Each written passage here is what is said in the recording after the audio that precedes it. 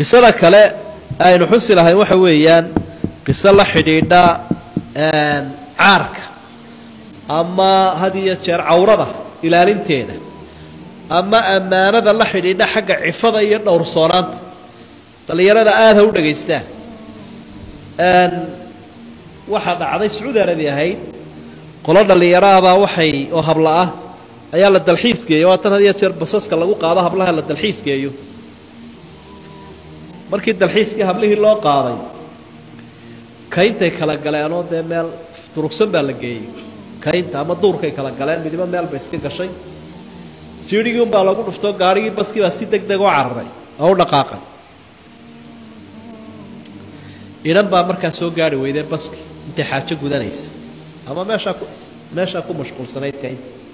cidladii bay kaga tegeen horena uma xusuusanin way soo caraawday oo gabalkii oo gaabtay ayay istiri habeenkii socon kari mayso aqal yar bay aragtay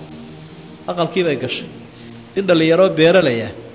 ayaa aqalka iskaga noolo beertiisa iyo xoolihiisa iska wata ninku waa nin dhallinyaro ah inantuna waa dhallinyaro meeshuna waa cidlo wuxuu doonuu ku samayn karaa soomaa hadaanu ilaahay ka cabsanayn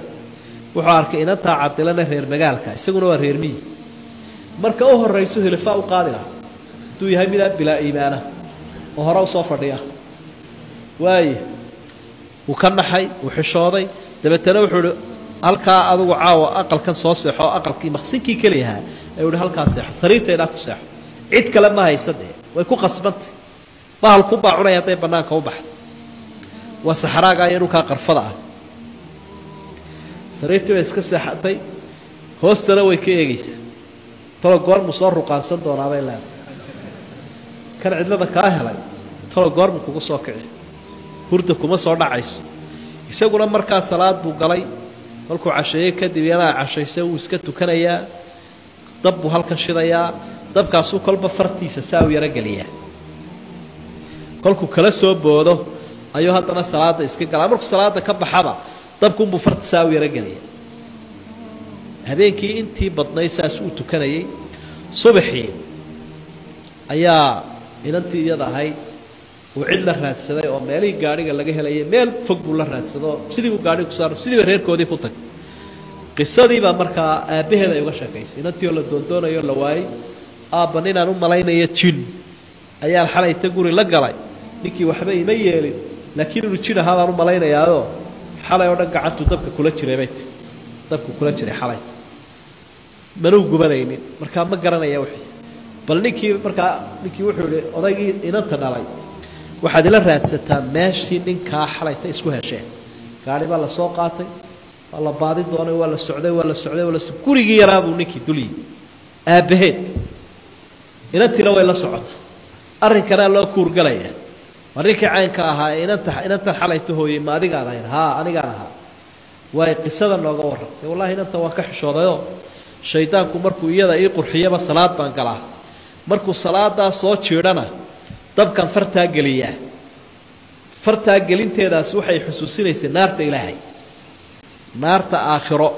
sawtaa kama kulula un baan idhaahdaa buuri marka halkaasaan ku hor joogaan xalay oo dhan ku qaboojinayay ilaa intaan kuu soo rawxinayay haddaba inantaydii kol haddii aad qof aaminahoo ilaalinaya ahayd buuri intood cidladaa ka heshay lagugu aamina caarka iyo cawrada ah aniguna iyadii baan kugu aamina iminkaan kuu guuriyey buuri iminkaan si xalaala kugu guuriyey waana kugu xoolaynayaa inantiina waa taase qabsoo hogaami marka dhallinyaro fulow guuli kuu dhawayna geesi ilaahay ma xelo haddii aad noqoto qof aaminah oo naarta ilaahay xusuusan oo ilaahay u cibaadaysanaya oo ilaahay ka xishoonaya oo ummadda ka xishoonaya waman yattaqi illaaha yajcal lahu makhrajan wayarsuqhu min xaysu laa yaxtasib waman yatawakkal cala allahi fahuwa xasbu ilaahay meelaanad ka filayn buu dad kugu arsaaqaya oo duuyuu kugu arsaaqaya oo sumcad buu kugu arsaaqaya facalaykum bilcifa dhowrsoonaada oo ammaanada la xidhiidha xagga farjiga iyo afka iyo ibta ilaashada taasina markaa waa midh iyaduna runtii qiimo badan waxyaabaha ilaahay loogu dhowaaday ammaanadu ka mid tahay taana nusuus badan baa u daliila